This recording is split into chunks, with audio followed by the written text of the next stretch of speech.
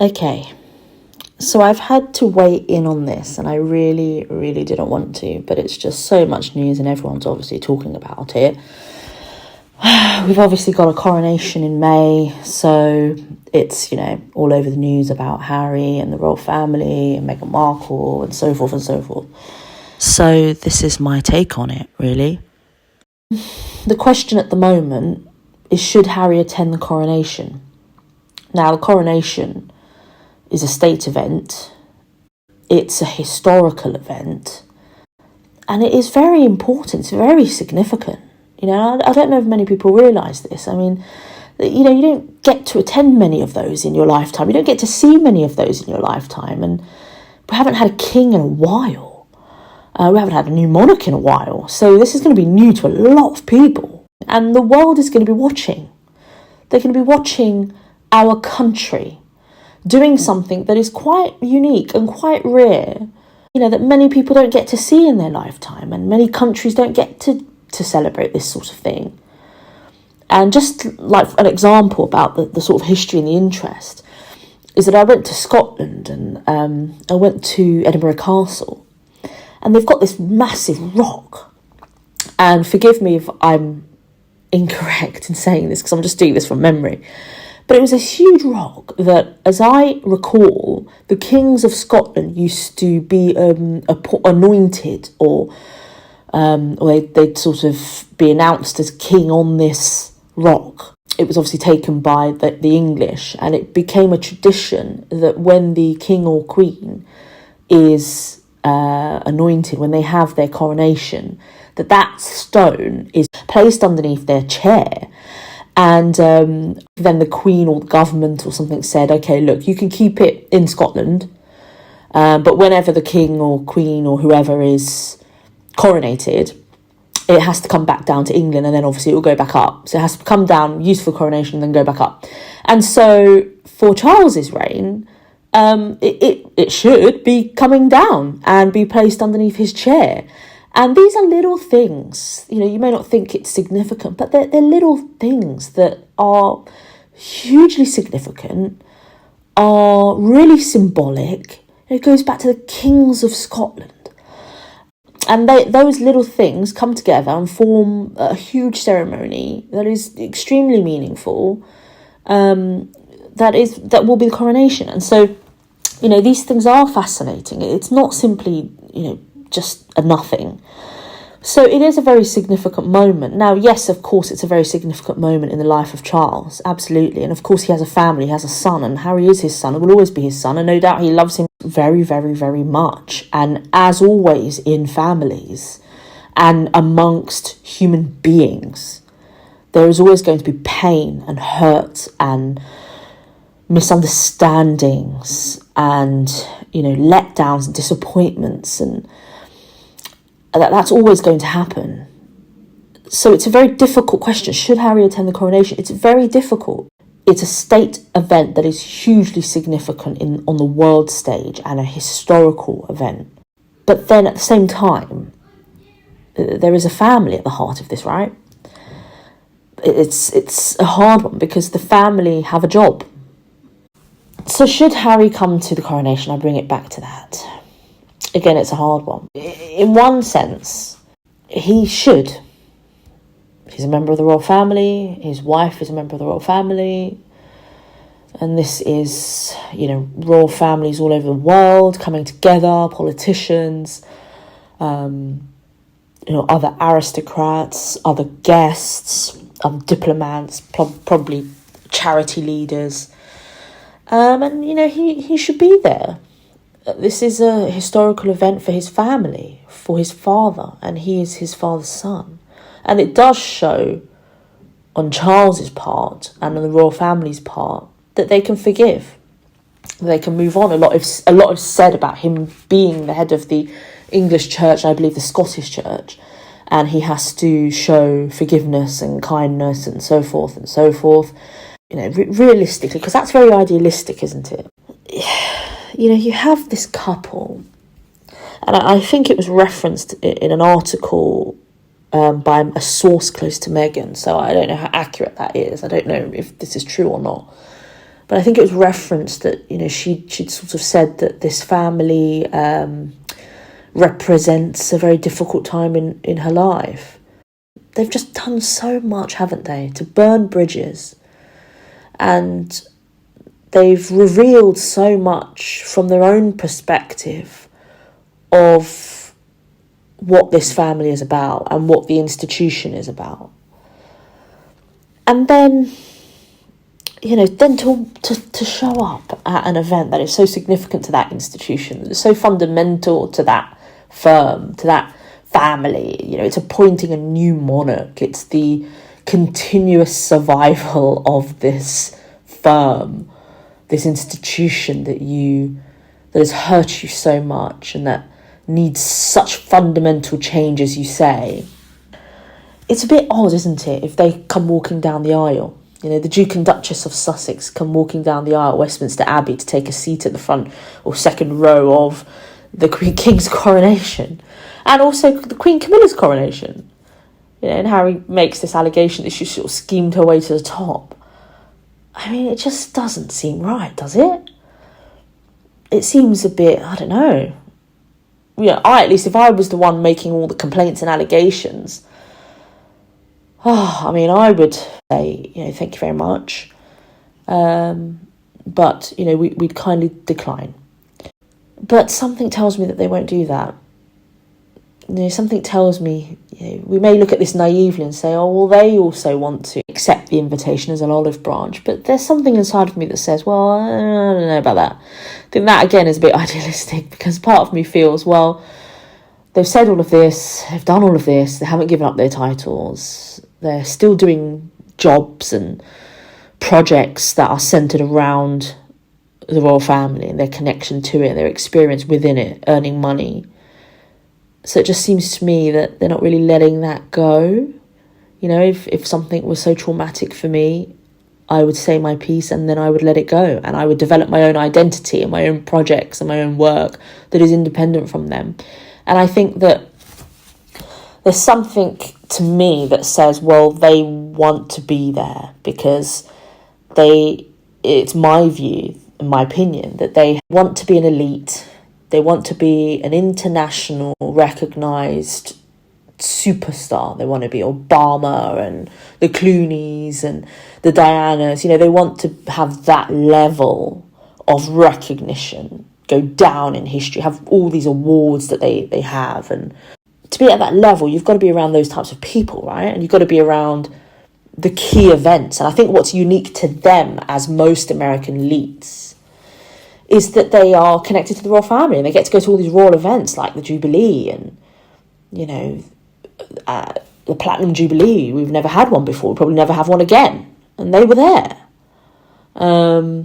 That's historical. That's unique. That's something they can talk about that nobody else really can in America. They can be sitting, you know, in the coronation. They'll be in all these American news channels and they'll be reported and, you know, walking into Westminster Abbey, walking into the King's coronation. And that'll be plastered all over American TV. And again, that's quite rare, right? That's quite a privileged position that they have that other elites don't. You know, you're unlikely to see Oprah Winfrey walk in there. You're unlikely to see Tyler Perry, not that he wants to, but you're unlikely to see those kinds of elites, apart from possibly the president, obviously. You're unlikely to see those kinds of elites walking through. And that's my point, isn't it? It's the only other person is probably the president of the United States. So again, you're elevating yourself to that level. So of course they're going to want to be there. And then also not only being there and showing, I am the Duke, I am the Duchess, we are royalty, we are at this event that, you know, is so elite and so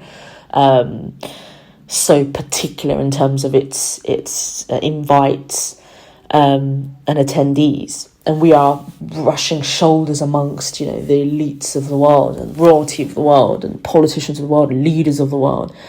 You know, apart from that, but also, you know, they get to be photographed. It's more press, even if people criticise them and vilify them. Again, that's more press, that's more clicks. Their name is everywhere.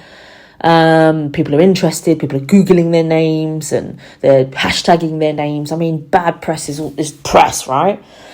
And then, do they then have more material? You know, can they then do another podcast, do another magazine, do another episode, do another book? You know, then they can just come back and talk about it again, don't they? Because that's what people are interested in. They're interested in what happens behind closed doors. What was that conversation when you were sitting on that second row, you know, and somebody whispered to you? What was it? What did you whisper to Harry? You know, did you speak to William? Did you speak to Kate? What did they say? What did they do? You know, that's what people want. And these people are willing to give it. They're willing to give you that info. For money, of course. That's what's scary, right? And can the royal family trust them if they come? Trust is a huge thing, isn't it? You know, they don't just let any old person come into their circle, right? I'd suspect any celebrities like that. You know, any famous person, any person of power is like that. I suspect they don't just have anyone in their circle because they're afraid. They're afraid that they can't be trusted. They're afraid that they will be used. They're afraid that they will be, you know, stories will be sold about them. Secrets will be revealed. And I suspect that the royal family have that on one of the highest levels of mistrust of people. And then if you have a member of your family and their wife actually doing that and getting tens of millions of dollars and actually causing damage as well to their reputation, to the royal family's reputation, then how can they be trusted again to come to such a key event? You know, people were saying, oh, well, you know, they didn't say anything about the Jubilee. They didn't say anything about the Platinum Jubilee. They didn't say anything about the Queen's funeral. Well, okay, let's bring that back a bit. Because Harry did say, you know, I've got about 800 pages or something. So God knows what you put in there. At the Platinum Jubilee, I mean, they did do, you know, the shushing at the window, you know, Meghan put her window down in the car and smiled, which is so bizarre given that they had such fears about security. You know, they wanted to be photographed, right? And then, of course, you know, they did their walk in St. Paul's Cathedral with her custom Dior. Okay, fine, she looked wonderful. It was a wonderful outfit.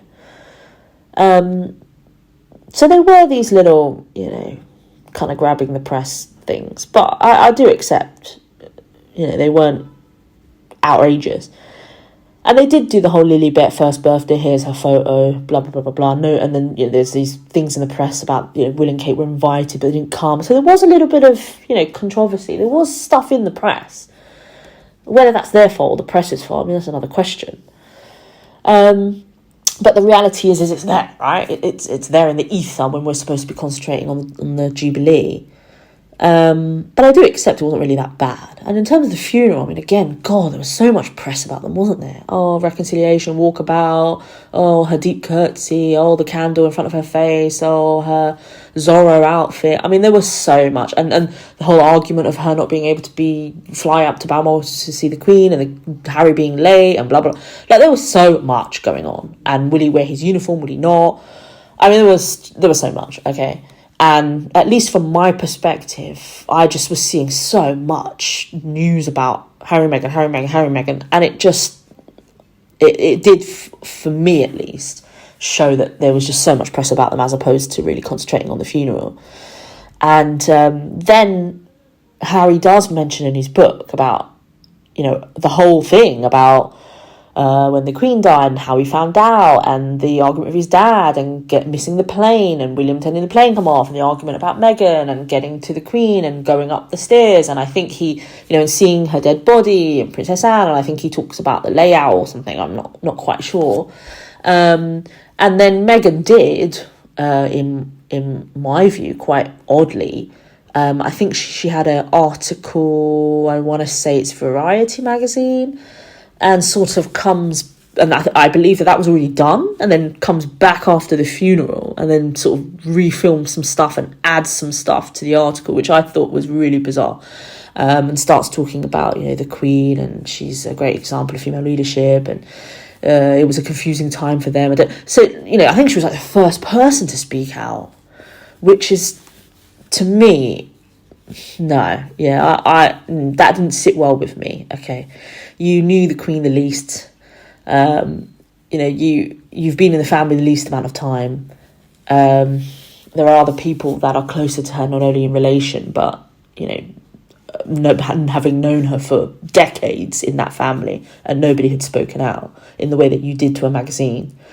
I think Kate was probably the only other person that's spoken out before the Christmas Carol, saying that this Christmas is going to be different because it's not going to be with the Queen.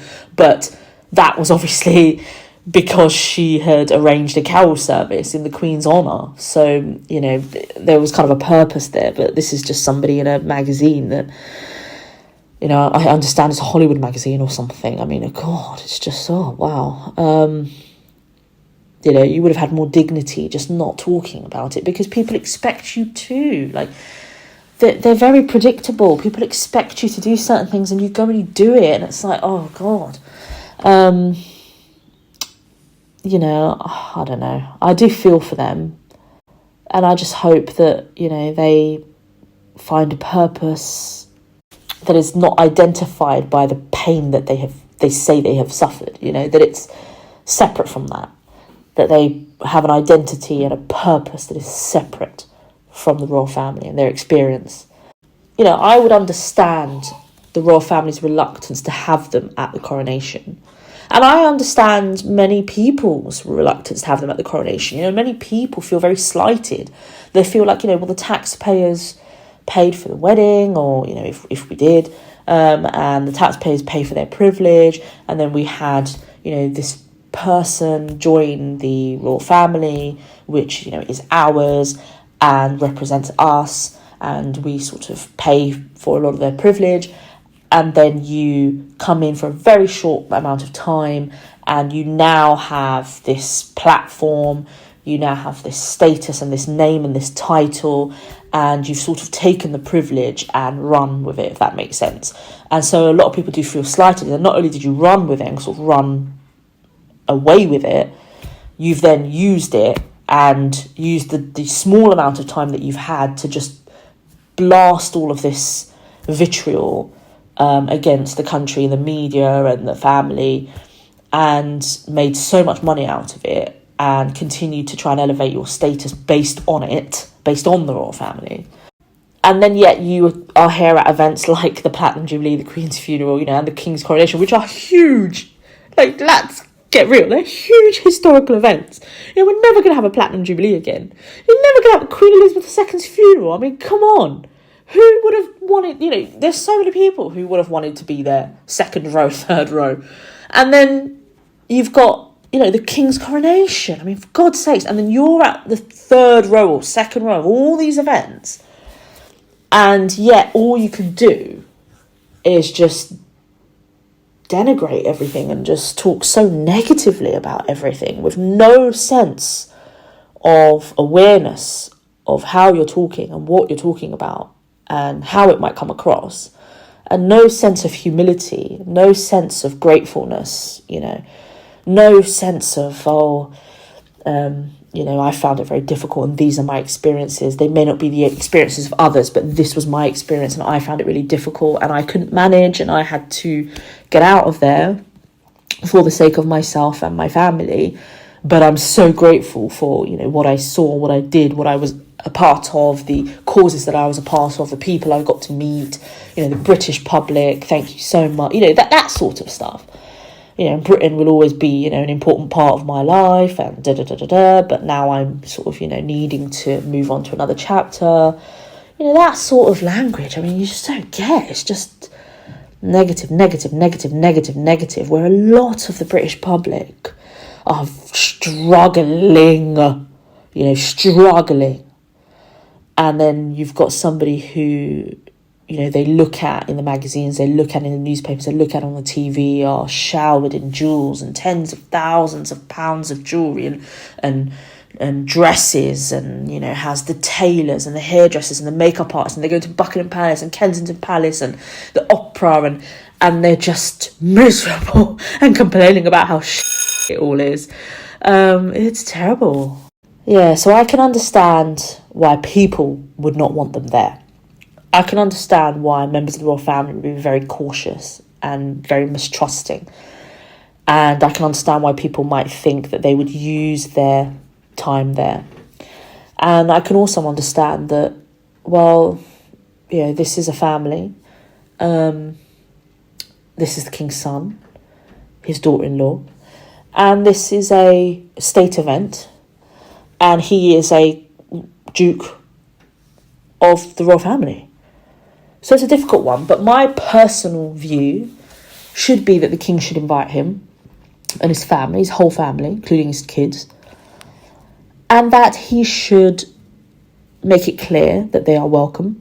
They should have the dignity, although I don't think that's going to happen, but they should have the dignity to decline. And they should release a statement saying, we have been invited, but we kindly decline. We wish the king well, but we will not be there. And they may or may not give the reason. It's their prerogative. I think the fact that it's Archie's birthday is a good reason not to go. And I think it's a real thing to consider the security risk if Harry and his family were to attend the coronation, after what he said in his memoir about the members of the Taliban that he killed. I think this is a real thing that needs to be considered and weighed up, really. And if they do decide to attend, one, that will just be so shameful for them. But two, I think they should be greeted with respect. I don't think they should be in the back row, but I don't think they should be in the second or front row. And I don't think that Harry should have an official role. I mean, that's going a bit too far. He's stepped down from royal duties. His patronages and his sort of military titles and roles have been taken away. He has said specifically that he does not see himself or his family having a role in the royal family in the future. So what's the point? Absolutely not. I don't think he should have an actual formal role, but I think he should be a guest, although my view is that he shouldn't turn up. But if he does, it should just be as a guest. But yeah, all I can do is wish them luck. So thank you guys for listening. And subscribe to my channel. There'll be many more things that I'll talk about, so please subscribe, and of course place any comments in the comment box, but be kind, okay? I'm not into this keyboard warrior business. Be kind, all right? Everyone's got issues that are going on in their life. You don't know me, I don't know you. You don't know people out there and what's going on in their lives and the states of their mental health and what they're going through. So be kind, okay? Ciao guys, thank you, bye.